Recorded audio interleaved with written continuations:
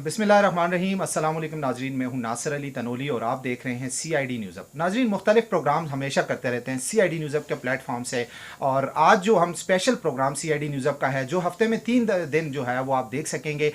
कानूनी बात के हवाले से आज का हमारा प्रोग्राम है, और इसमें हमारे साथ सीनियर वकील जो हैं जनाब तनवीर अहमद साहब हमारे साथ मौजूद हैं। बहुत शुक्रिया सर, आज आपने अपना कीमती टाइम दिया। और इसके बाद CID न्यूज़ अप के लिए स्पेशल जो ये आपका प्रोग्राम है जिसका नाम है कानूनी बात, इस हवाले से हम आपसे बात करेंगे और आवाम को मुख्तलिफ जो अवामी मसाइल हैं, जो कानूनी मुशावरत होगी, इनसे हम बात भी करेंगे। ये आपको आपके मसाइल जो होंगे उस पर भी बताएंगे। और ये नीचे इनका आप देखें कि नंबर चल रहा है तनवीर अहमद साहब का। यहाँ पर बाकी जो भी मसला होगा कानूनी, कोई आप इनसे बात करना चाहें, इनके ऑफिस विजिट करना चाहें, तो ये नीचे एड्रेस भी लिखा हुआ है, ये आप देख सकते हैं। और इसके नीचे ये नंबर चल रहा है तनवीर साहब का, तो इस पर भी आप इनसे रब्ता कर सकते हैं। बहुत शुक्रिया सर। हमेशा मानसहरह में बहुत सारे मसाइल होते हैं, हम उस पर प्रोग्राम्स भी करते हैं, चैनल्स के लिए करते हैं, अखबारात के लिए करते हैं, सोशल मीडिया के लिए करते हैं। लेकिन एक ऐसा वो हो गया है कि अवाम इस वक्त बहुत ज़्यादा परेशान है। कई ऐसे मसाइल होते हैं, वो अदालतों तक, यहाँ पे वकला के दफातर जो हैं यहाँ तक रुख नहीं करते, लेकिन उनको बहुत ज़्यादा मसाइल होते हैं। वो सोचते हैं कि उनको ऐसा कोई मशवरा दे।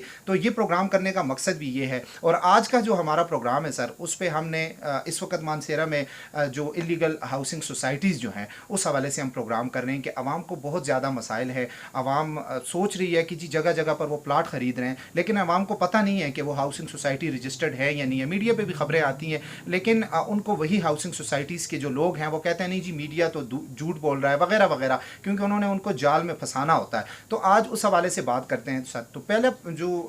प्रोग्राम स्टार्ट करते हैं उस हवाले से मैं पहला जो सवाल है वो मैं आपसे करूँगा सर कि किसी भी डिस्ट्रिक्ट और तहसील के लिए जो है वो हाउसिंग सोसाइटीज़ जो है वो कैसे रजिस्टर्ड होती है और कानून इस पर क्या कहता है? बिस्मिल्लाहिर्रहमानिर्रहीम। शुक्रिया नासिर भाई और मैं CID चैनल का, और जो आपने आज जिस प्रोग्राम में मुझे दावत दी कानूनी बात, मैं आप सबका और आपकी टीम का शुक्रिया अदा करता हूँ। जो आपने नासिर भाई जिस तरफ तवज्जो दी, या जो क्वेश्चन आपका है कि जो डिस्ट्रिक्ट के अंदर या तहसील के अंदर इलीगल जो हाउसिंग सोसाइटीज़ होती हैं, मैं थोड़ा सा इस पे कानूनी पहलू पे डिस्कशन करूँगा और कानूनी रोशनी डालूँगा। पहली बात यह है जी कि किसी डिस्ट्रिक्ट के अंदर या किसी तहसील के अंदर जब भी कोई हाउसिंग सोसाइटी बनाई जाती है, हाउसिंग सोसाइटी बनाने के लिए उनको कुछ रिक्वायरमेंट या कुछ उनको कानूनी तकाज़े पूरे करने होते हैं। वो कानूनी तकाज़े क्या होते हैं? पहले तो जिस नाम से वो अपनी हाउसिंग सोसाइटी रजिस्टर्ड करते हैं वो पूरा प्रोसेस कंप्लीट करके वो अपने वो जो कंसर्न डिपार्टमेंट्स हैं, जिसमें सोसाइटी रजिस्ट्रेशन का, कोऑपरेटिव सोसाइटीज़ का, या जो भी उनका कंसर्न जो भी डिपार्टमेंट जिससे उन्होंने अपना नाम रजिस्टर्ड करवाना है, वो रजिस्टर्ड करवा के फिर जिस जगह पे वो अपना प्रोग्राम लॉन्च करना चाह रहे हैं या जिस जगह पे वो अपनी प्रॉपर्टी लेंगे, वो उस जगह पे वो अपना जो लोकेशन लोकेट करेंगे, बताएंगे कि जी हम मानसहरह के अंदर किसी फलां जगह पे ये सोसाइटी जो है वो हम इसका प्रोग्राम लॉन्च करना चाहते हैं। अब पहली बात है वो अपना नाम रजिस्टर्ड करवाएंगे। दूसरी बात है कि वो जो हाउसिंग सोसाइटी है क्या वो कंसर्न TMA या कंसर्न जो अथॉरिटीज़ हैं, डिस्ट्रिक्ट गवर्नमेंट है या तहसील म्यूनसिपल एडमिनिस्ट्रेशन है, जो भी उस इलाके का जो हेड जो इदारा जिसके ज़रिए वो सोसाइटी या जो हाउसिंग सोसाइटी रजिस्टर्ड होगी उससे उन्होंने कोई मंजूरी ली है, उससे उन्होंने कोई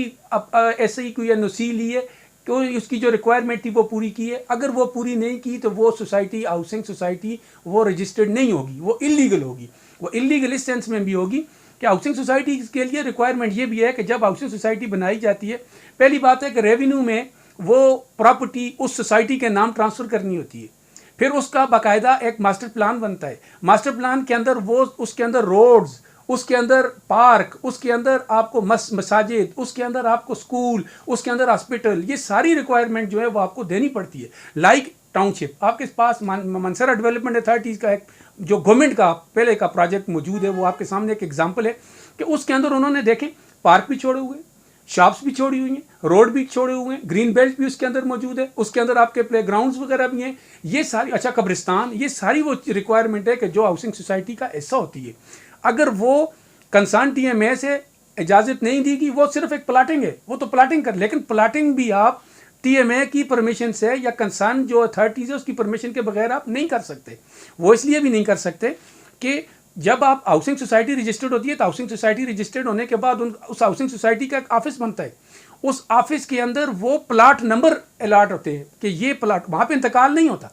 یہ دیکھیں آپ ٹاؤن شپ کے اندر جائیں نا, آپ وہاں پہ انتقال نہیں ہوتا, ان کی جو اونرشپ ٹرانسفر ہوتی ہے اور وہ پلاٹ کی ہوتی ہے کہ plot number a, sector be, sector سی, جو بھی انہوں نے سیکٹر بنائے ہوئے ہیں. اسی طرح جب سوسائٹیاں بنتی ہیں تو سوسائٹی میں بھی اس پلاٹ کو وہ ان کے نام ٹرانسفر کیا جاتا ہے, اور لیکن وہ اپرووڈ ہوگا تو تب. اپرووڈ کون کرے گا؟ اپرووڈ ان کو کنسرن اتھارٹیز کریں گی. پروونشل گورنمنٹ سے آپ کو پرمیشن لینی ہے, ڈسٹرکٹ گورنمنٹ سے لینی ہے, یا تحصیل میونسپل ایڈمنسٹریشن سے لینی ہے. یہ ساری چیزیں لے گے تب جا کے آپ نے وہ اس کی رجسٹریشن کروانی ہے.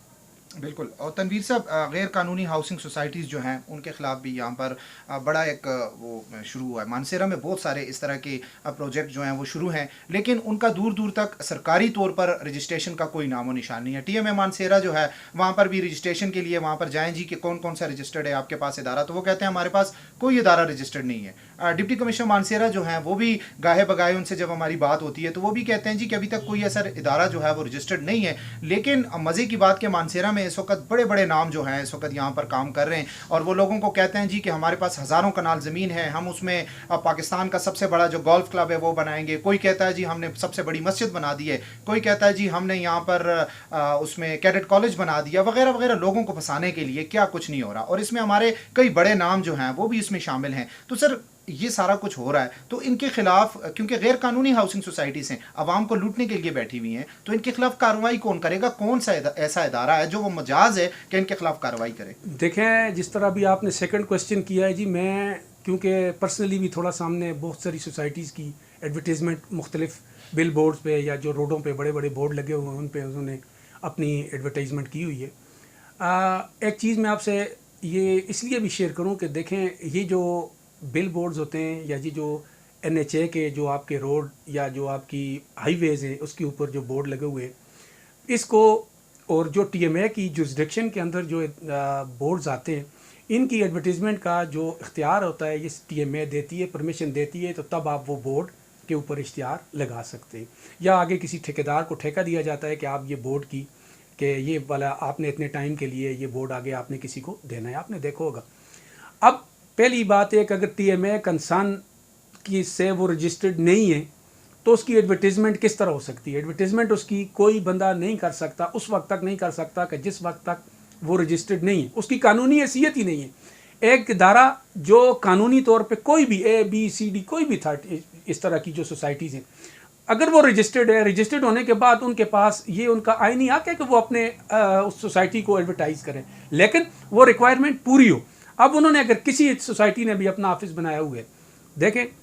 جو آپ نے بات کی تھی کہ ان کے خلاف ایکشن کون لے گا, کس کے پاس لوگ جائیں گے. پہلی بات ہے جی کہ جو بھی ایسا بندہ جو خریدار ہے جو اپنا پلاٹ لینے جا رہا ہے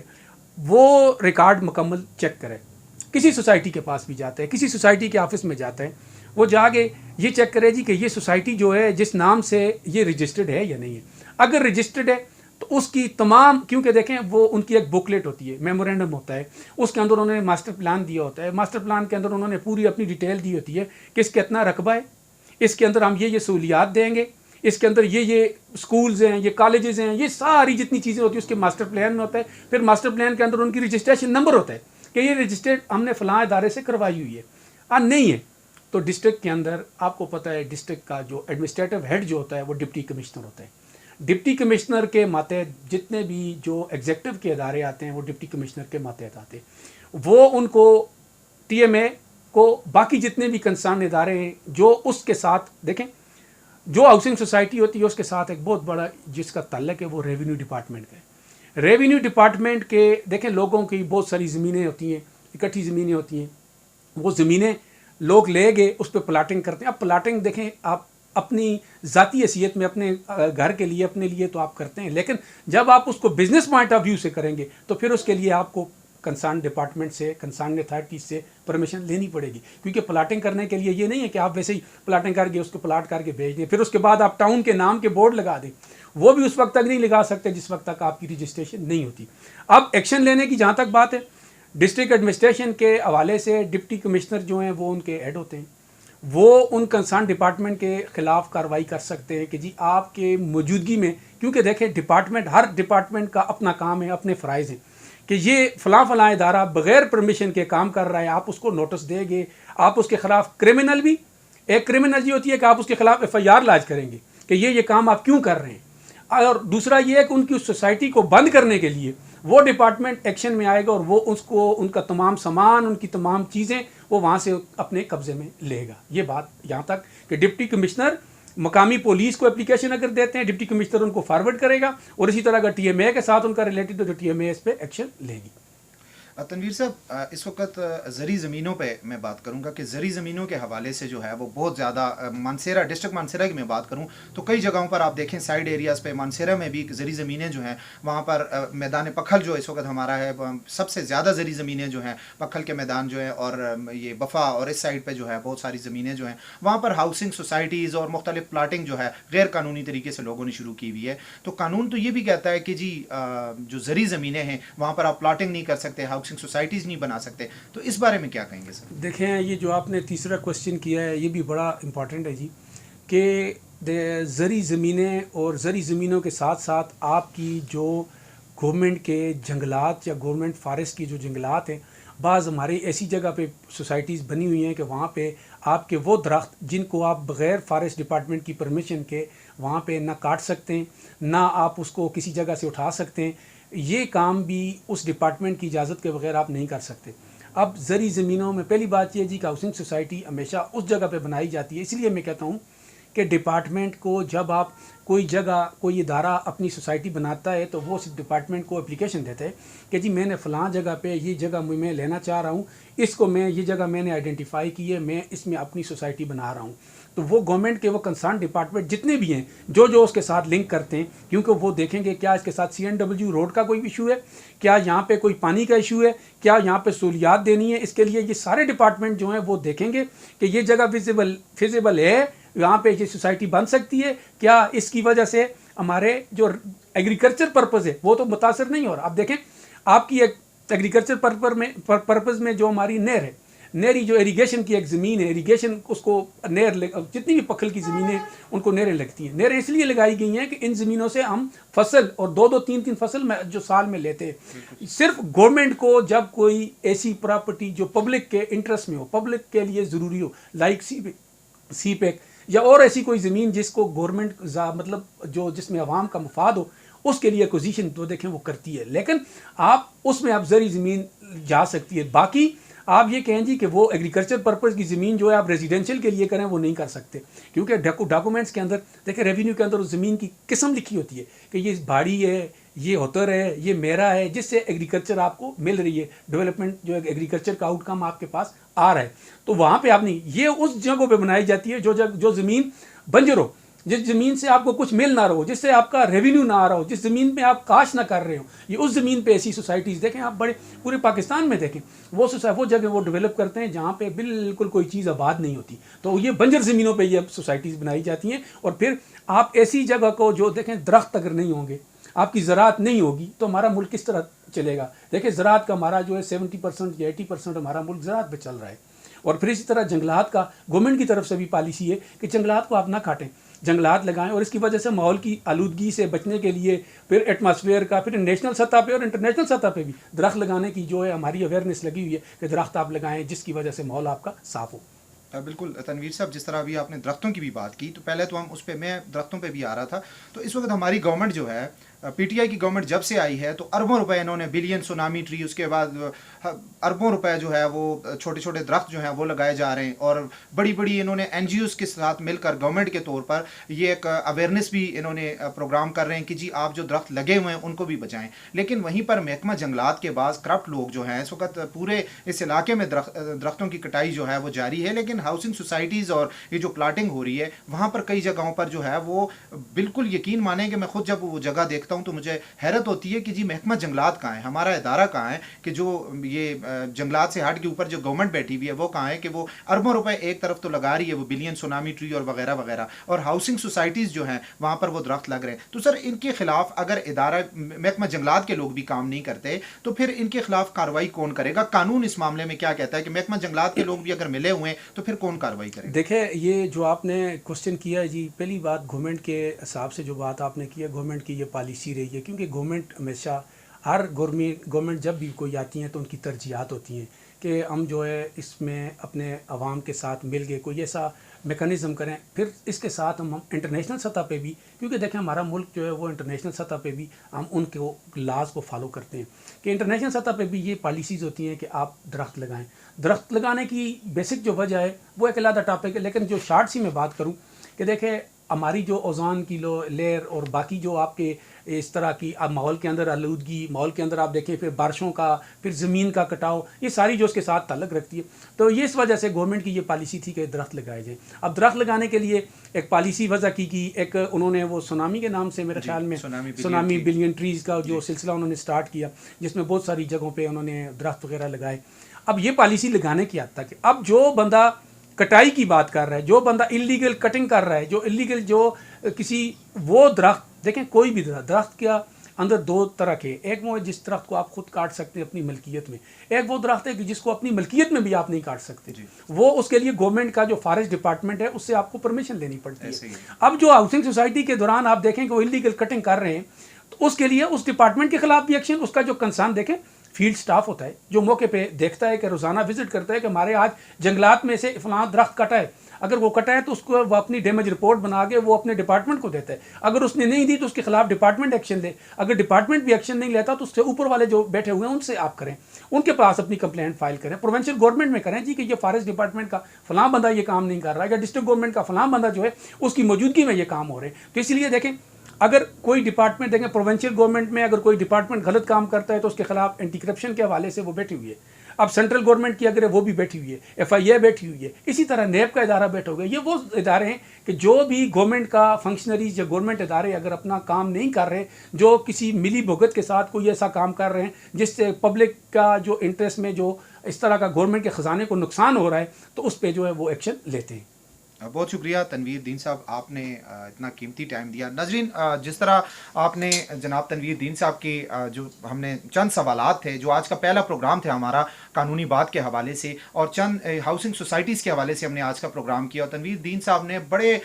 طریقے سے اور بڑی آپ کو بالکل مفصل انداز میں جو ہے وہ ساری باتیں بتا دی ہیں. اور میں یہ بھی بتاتا ہوں کہ اس وقت مانسہرہ میں سوائے ٹاؤن شپ جو کہ ایک سرکاری ایک پروجیکٹ تھا ٹاؤن شپ کا, اس کے علاوہ پورے مانسہرہ میں جو ہے وہ کوئی بھی ہاؤسنگ سوسائٹی, کوئی بھی ایسا جو ادارہ ہے پرائیویٹ وہ رجسٹرڈ نہیں ہے, جس کے لیے آپ خود بھی رابطہ کر سکتے ہیں. ٹی ایم اے مانسہرہ کے پاس جا سکتے ہیں, وہاں سے آپ کو پتہ چل جائے گا کہ کوئی رجسٹرڈ نہیں ہے. اگر آپ کو کوئی کہتا ہے کہ میں رجسٹرڈ ہوں تو وہ بالکل جھوٹ بول رہا ہے. یہ آن دا ریکارڈ میں آپ کو کہہ رہا ہوں کہ کوئی رجسٹرڈ نہیں ہے. ڈپٹی کمشنر مانسہرہ کے آفس میں بھی آپ چلے جائیں, وہاں پہ بھی آپ اپلیکیشن دے سکتے ہیں, کوئی بھی ادارہ رجسٹرڈ نہیں ہے. اور اس وقت مانسہرہ میں جو کئی ایسے جو پروجیکٹ ہیں جہاں پر آپ کو فائلیں دی جا رہی ہیں اور آپ سے پیسے بٹورے جا رہے ہیں, وہ بالکل غلط ہے. اور یہ بھی میں آپ کو بتاؤں کہ جس طرح تنویر دین صاحب نے بھی کہا کہ یہ اس کے لیے باقاعدہ ادارے یہاں پر موجود ہیں کہ جب ان اداروں کی جانب سے رجسٹریشن نہیں ہوگی تو اس کا نقصان کیا ہوگا. اس جگہوں پر آپ کو سوئی گیس کا وہاں پر کنیکشن نہیں لگ سکتا, وہاں پر بجلی کا کنیکشن نہیں لگ سکتا, باقی جو بھی سہولیات ہیں وہ آپ کو نہیں ملیں گی. جب وہ چیز رجسٹرڈ ہی نہیں ہے گورنمنٹ کے پاس تو وہ کیسے وہ آپ کو ساری سہولیات ملیں گی. اور کل کو جو آج آپ کو وہ بڑے بڑے دعوے جو کر رہے ہیں کہ ہم نے یہاں پر یہ چیز بنانی ہے, یہ بنانی ہے, ہم ایسے کر دیں گے, ایسا کچھ بھی نہیں ہوگا. یہ ایک لالی پاپ ہے. انشاءاللہ ایک نئے پروگرام کے ساتھ دوبارہ آئیں گے. تنویر دین صاحب انشاءاللہ دوبارہ ایک دوسرے ایک عوامی مسئلے پر قانونی رائے لینے کے لیے آپ کے پاس بھی آئیں گے. اور ناظرین میں یہ بھی بتاؤں کہ اس وقت ہماری اسکرین پر تنویر دین صاحب کا جو ہے نمبر چل رہا ہے, ان کا ایڈریس بھی ہے. آپ کو کوئی بھی مسئلہ ہو, کوئی بھی آپ نے کوئی بات پوچھنی ہے تو آپ ان نمبرز پر بھی رابطہ کر سکتے ہیں, آپ ان کے آفس بھی وزٹ کر سکتے ہیں, اور آپ یہاں پہ کمنٹ میں بھی آپ بتا سکتے ہیں کہ جو بھی کوئی بڑا مسئلہ ہے قانونی رائے اس پہ لینی ہو تو ہم اگلا پروگرام جو ہے ہم اس پر کریں گے. انشاءاللہ اگلے پروگرام تک مجھے اور تنویر دین صاحب کو دیجیے اجازت, پھر ملیں گے. اپنا ڈھیر سارا خیال رکھیے گا. اللہ حافظ.